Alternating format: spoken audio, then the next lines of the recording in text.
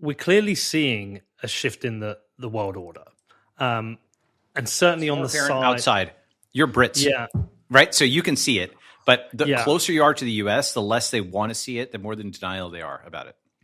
Yeah, so I mean, it's to us or to me, it's really obvious. Traveling between Europe and the US and seeing what's happening. And I had lunch with Robert Breedlove this week, and even just his experience of coming into Europe and spending time in the UK, I think he can see a different world, even though we speak the same language, a different world. In the way he referred to it, he said what he believes is that the US is like a petulant child. It's in some ways an immature country. It's like that petulant teenager, whereas we've got a more mature, grown up, wise society. And so, and I think that's a fair way of explaining it, because I see this changing world order. And we're all seeing it on the financial side of things. We've seen what's the rise of the BRICS nations. We've seen, Saudi pulling away from its relationship with the US. We've seen countries discussing different ideas, maybe a different global reserve currency. We've seen people move into Bitcoin. And I think, Balaji, most people listen to the show. In the end, what they really care about is what is going to happen to me. If this world order shifts, what is going to happen to me? What is going to happen to my money? What is going to happen to my savings? That's in the end what they're going to care about. I care about one slightly different thing. You talk about the infinite money printer and the invincible army. We've had probably 2 decades now of proxy wars that we've seen, Syria and now in Ukraine. Very expensive, also. Very expensive for all trillions parties. Trillions and trillions of dollars. Yep, and lots of people dead, obviously. Yep. Yeah, and to achieve what? It's almost like some of it seems like posturing to show that they still have a military or they still have influence on the world. But I think what I'm trying to get to is that when you talk about an invincible military, I don't want to see that tested.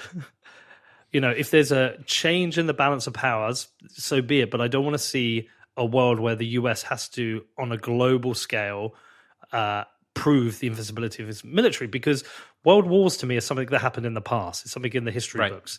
Even yesterday, me and my son were looking for a film to watch. He said, "You know what, Dad? I've never seen Saving Private Ryan." I was like, "Well, you need to see this film." And so I want him to understand the context of a world war. But to me, that's history. That's in the past. I don't want to live through a world war. Sure. And so if there is a changing of the world powers, how's it going to happen? Or is there anything America as a country can do to walk back its current position? So there's a lot there. Yeah, there's a lot there. So a couple of thoughts on that. One is, have you been to Asia recently? No, when's the last time I've been to? No, I haven't been for probably about 4 years, 3 years maybe. Okay, all right. So you've been like 3 years ago, right? Yeah. So how do you? But which parts of Asia? I've been to Cambodia, Vietnam, Thailand, and Japan. Okay, so all right, so that's a wide variation because Cambodia is a lot, right? But Vietnam is doing quite well nowadays. You can feel the energy on the ground, right?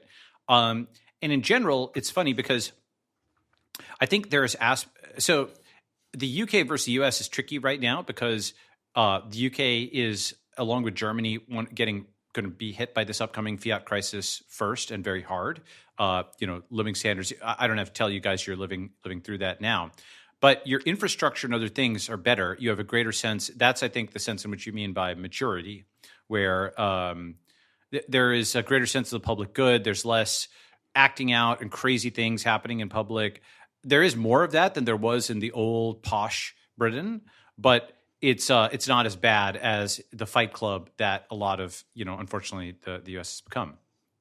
And you see that streamed on Twitter, but I don't think it's atypical. That's the unfortunate part, right?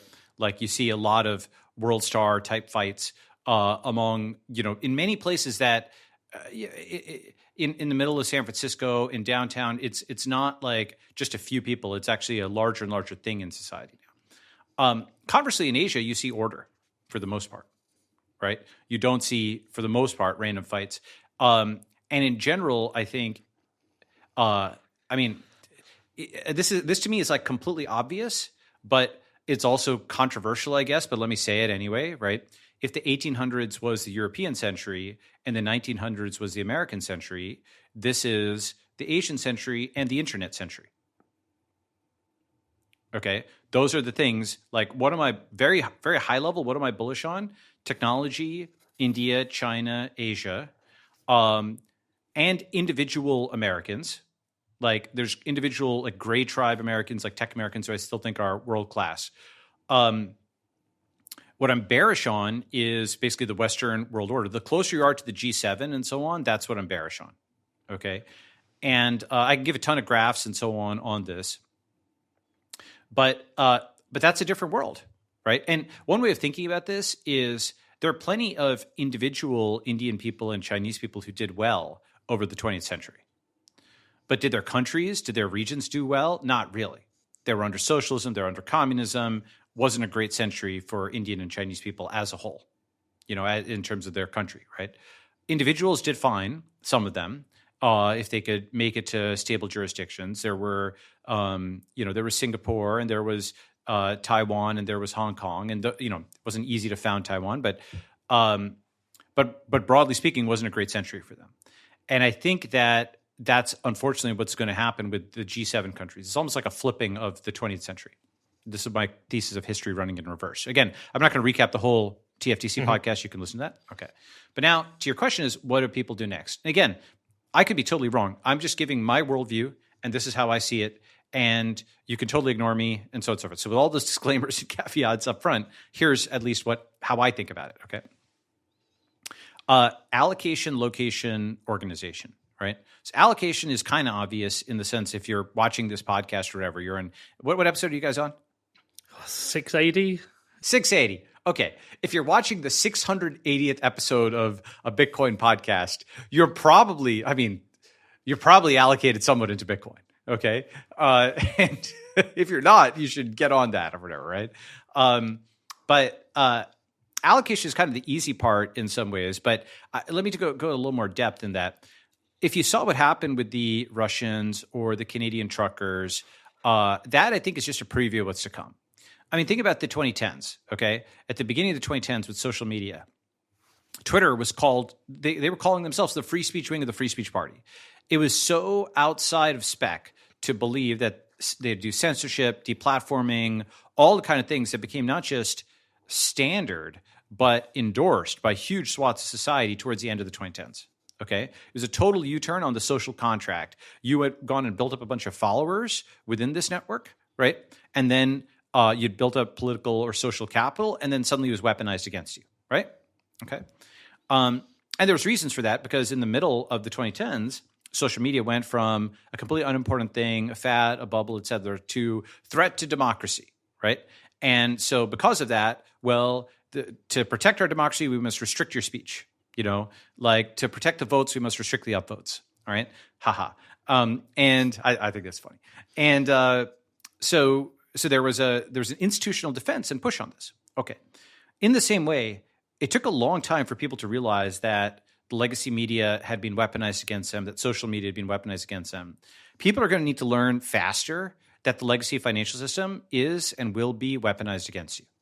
When I say weaponized against you, I mean all the stuff that's sort of like in test, freezing Russian assets, justifying seizure of Russian assets, freezing Canadian truckers, unbanking, dissidents, unbanking, sex workers, and so on and so forth. It's happening actually across the political spectrum. And it's basically that group that doesn't have social support, that financial system is no longer impartial towards them. Okay. And of course, this Fed now, I know they're calling it not a CBDC, but that's just a linguistic thing. It is centralized central bank digital control, even if it's not a central bank digital currency. Okay, that's crucial. Yeah. So basically, one way of seeing that, and I have a visual on it. What they do is they often will change the words to make it seem okay. Right? Oh, it's not a CBDC, therefore it's okay. A CBDC is bad. It's not a CBDC, therefore it's good. Well, actually, here, central bank digital control is not the same as CBDC. And I can just show you. Just look at this visual, right? Can you see that image? Yeah. Mm-hmm. Okay. Every payment is centralized through FedNow. Ta-da! And what do they say? Zoom in on their own freaking documentation. What does it say? The Fed now serves validates payment message and sees that it complies with applicable controls. Okay, meaning, what does that mean? That means that they are figuring out whether they can block the payment. Okay, and then over here, when you look at their marketing collateral for this, okay, what do they talk about? All the different kinds of transactions: person to person, consumer to business, etc. Here, let's focus on this: consumer to government, meaning drain your account, right? Government to consumer, stimulus money, right? So now, I'm not saying these things can't be used for good, but this is, that they will be used for bad, right? And it's kind of like it's like a gun in the hands of a police officer versus the hands of a robber. It's a tool that can be used for good or evil, right? There's many other things that are like that, but in theory, if you had a government that had earned a lot of trust, if it was, for example, like I don't know, the U.S. government of the mid-century or something like that, right? Maybe you trust them with this. If you could leave with your money or something like that, you give, just like you might put some money on a crypto exchange, they can freeze the funds, but you trust them for that time period with that fraction of money. You're taking a risk in return for the reward, the benefit, okay? These are not like high-trust societies anymore, though, right? And so anyway, the point is, the financial system is going to be weaponized, and that's step two. So first, the legacy media, social media is weaponized, then the financial system is weaponized, and the third system will be, unfortunately, probably military, right? So it'll be media, money, military. And how does that work? Well, media, they're lecturing you, they're telling you you're a bad person, and so on. Now people don't trust the media. So if you notice, that head of the Hydra has kind of retreated. Right? It's no longer hissing at people and trying to cancel them and going after them every day on Twitter. There's a fallback order where that head of the Hydra has retreated. And there's like a period of 6 months or whatever. And suddenly, whoosh, another head of the Hydra just comes hissing out. And that's the Fed and the Treasury and so on and so forth, with the banking crisis. But much more is going to come, in my view, if you look at this, okay? And then if they can't do soft power and get you to submit that way, and if they can't use the monetary system against you because you're out with Bitcoin or something else, then it'll be hard power. Okay? So that is kind of how I see things playing out: media, money, military. Because money is somewhere in between. It's not totally soft power. It's not convincing you. But it's not as in your face as hard power. The ability to freeze somebody's account is not just trying to convince them otherwise or cancel them, right? You no longer can cancel them. And what's fundamentally happening here, you want to jump in? Well, so what I'm thinking is what is the decentralized counterattack? So when you talk about money, military, and media, I think Bitcoin, Second Amendment, and Joe Rogan. That's part of it. Yes. That's like an American response, right? But I think at least the way that I visualize this, here's how I visualize this. You can take the domestic theater and the foreign theater, and you actually visualize them as the same thing. Why? You visualize them on a network, okay? And I know it sounds trivial, but it's not. At the center of that network right now, let's call it Blue Tribe. Okay, Blue Tribe is the U.S. establishment, mostly Democrat, but also some Republicans. And Blue Tribe, for the last 10 years, has been at war with Red Tribe, the conservatives, Gray Tribe, the tech guys, okay? And those are different, right? The conservatives want, return. They want to go back to the past. The tech guys, tech libertarians want to push the future, okay? The blue wants to hold on to the present. So it's the present against the past and the future, right? And that's actually an interesting way of thinking about it. They're genuinely different, groups. You can go to a 4-tribe or 5-tribe model, but let's say there's 3 tribes. Then outside, obviously, Blue Tribe is at war with the Russians, now hot war. They're at trade war with the Chinese. But they also don't like really there's a lot of criticism of India, Israel, France, Hungary, and then even lots of centrist members of Blue Tribe who may not be even red or gray. And so Blue Tribe is basically fighting a global battle against almost everybody that's a threat to its power. Okay. And, in 2021 or 2022, it kind of looked like it was winning all of those battles. Maybe, until basically about, let's say, late 2022. Late 2022, it feels the momentum has really shifted. With Elon taking over Twitter, that was a crucial thing, because now speech is free. And with speech free, you can feel the Overton window very rapidly moving in the other direction, like with a velocity to it, right? Things that you couldn't even say 2 years ago or 3 years ago, you can say and get much, much more support for it. And, Timur Kuran, Public Lies, Private Truths. Are you familiar with that? I know the title. I don't remember his name.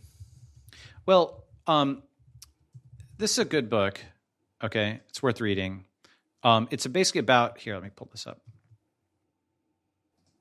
So Public Lies, Private Truths. Oh, sorry, I remembered it wrong. It's Private Truths, Public Lies. The social consequence of preference falsification. Okay. So preference falsification means people believe something in private, but they say something else in public. And they don't know what other people believe. And, and so because of that, people don't, they can't align and coordinate properly, because the control of speech and beliefs in the public square doesn't, they have a hidden belief that is not the same as a public belief, right? This is what happened in the Soviet Union. Once they freed up speech, once Mikhail Gorbachev did glasnost and allowed free speech, and he allowed free markets with perestroika, then everybody could speak freely and find out, you don't trust the regime, I don't trust the regime either. Oh my God, well, he doesn't trust the regime. And so there was a preference cascade, and then the whole thing fell apart within a few years. Okay? And I think that, Elon Twitter and social media more generally is digital glasnost, and cryptocurrency is digital perestroika.